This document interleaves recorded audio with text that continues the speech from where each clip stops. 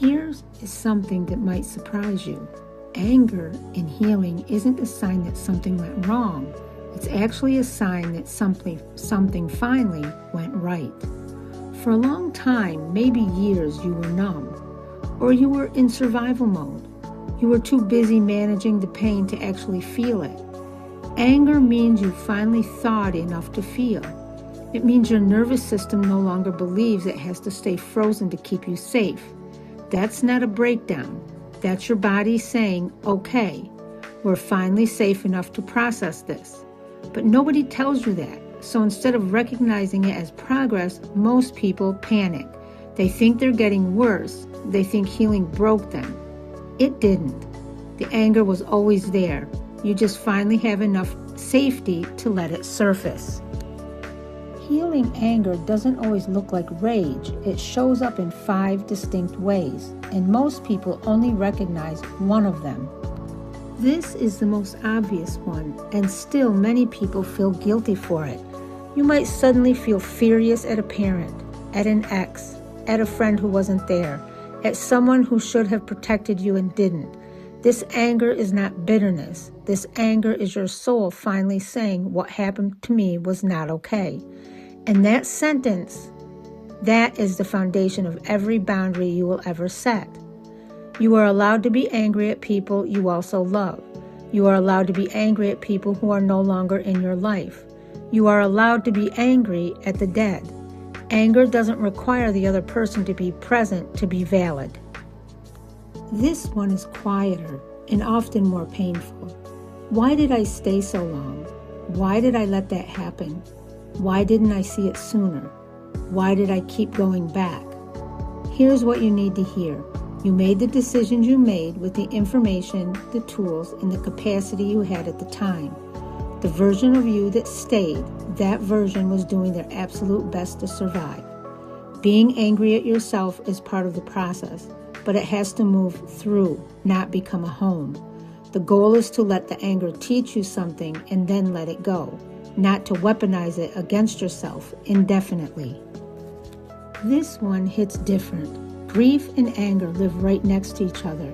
And when you start healing, you often look back at years, sometimes decades, and feel a deep, aching fury.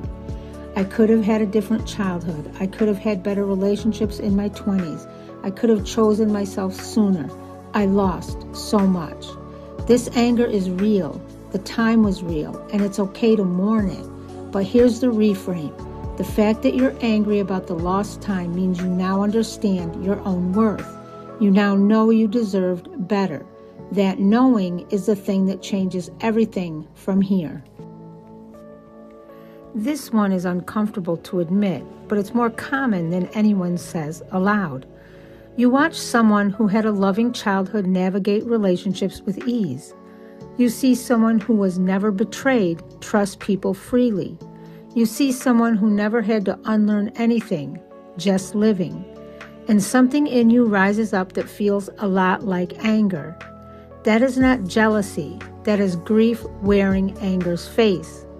It's your inner child saying, I wanted that. I deserved that. Why didn't I get it?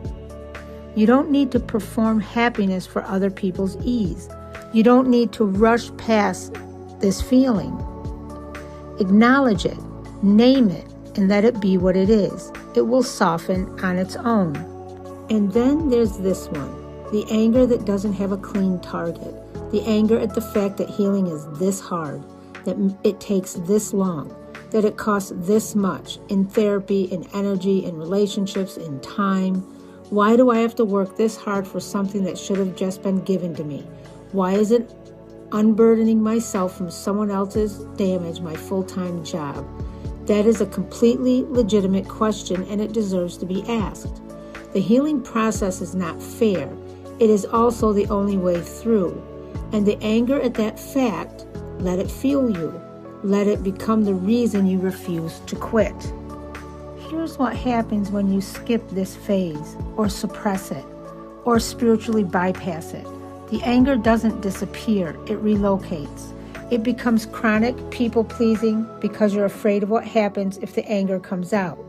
It becomes depression because anger turned inward with nowhere to go collapses. It becomes physical symptoms, jaw tension, back pain, digestive issues. Your body holds what your mind won't acknowledge. It becomes self-sabotage, unconsciously recreating situations that mirror the original wound, hoping for a different ending, but getting the same result. The anger phase isn't optional. It's not something you can meditate your way around. It has to move through, and the only way out is through. So what do you actually do with it? First, name it out loud or in writing. I am angry at blank because blank. Completing that sentence is not weakness, it's precision. Second, move it through your body. Walk, run, dance, shake, hit a pillow. Anger is energy. It needs somewhere to go. Third, do not make permanent decisions from this phase. The anger phase will tell you to burn everything down. Some of that is wisdom. Some of it is the wound talking. Learn to tell the difference before you act. And finally, don't rush out of it. You spent years not feeling this. Let yourself feel it now. You are not dangerous for being angry. You are human, and you are healing.